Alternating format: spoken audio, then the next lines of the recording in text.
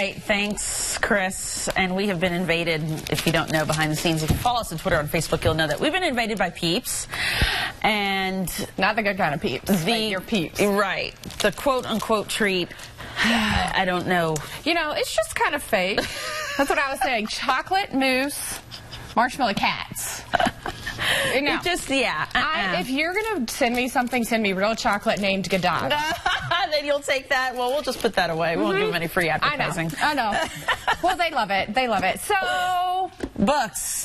We women are very particular about things, aren't we? Yes. We are. Just a little bit. Just a little bit. Not, you know.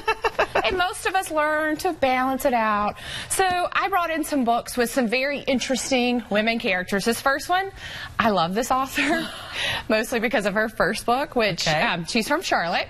This is Pretty Takes Practice. So her first book was called 365 Nights of Intimacy, and really about a marriage and about a Christian marriage and working with her husband on these sorts of things. And it hit it big. And she ended up on Oprah with a sweater, that 5-year-old sweater that she bought at a discount bargain bin or something. And she really started to examine herself and go, you know, I might need to look better. And what does pretty actually look like? And we, especially it's written by a Southern woman, and I don't know a lot of Southern women, balance back and forth between that. What does it mean? And am I being too vain? So I love this book. I just think it's light and funny, but also kind of hits at some of those roots. Sure. And a lot of women might be able to relate to. There's a lot of women. So this next one is actually a very interesting story. We often talk about men going off to war.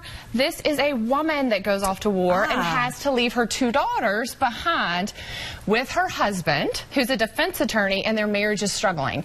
So it's really diving, this is not a true story, but it is diving into what does a woman's perspective look like at war, and like you're serving your country, but you're also as a mother and really thinking about your daughter. So I am really obsessed with this book. I think it's really cool, and I think it has some interesting dynamics for we women. Yep. Now this last one is a little lighthearted, and I really want to say peach, but I'm not going to. It's called A Pinch of Oh La La. I'm sorry, Mama, for not saying it the Southern way, but I will get a note about this later.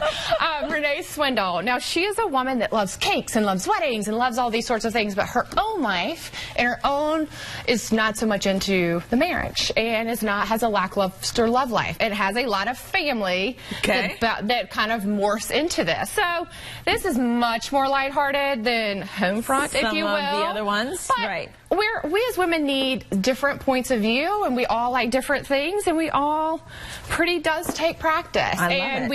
I love a good love story, and these all have some really cool parts for women. Something women can relate to in any one of these books. Absolutely. So. Good stuff. All right, we'll pay you with some peeps. Oh, there you go. Gosh, thank you. You've earned your peeps today, girlfriend. Apparently, you are not listening to me.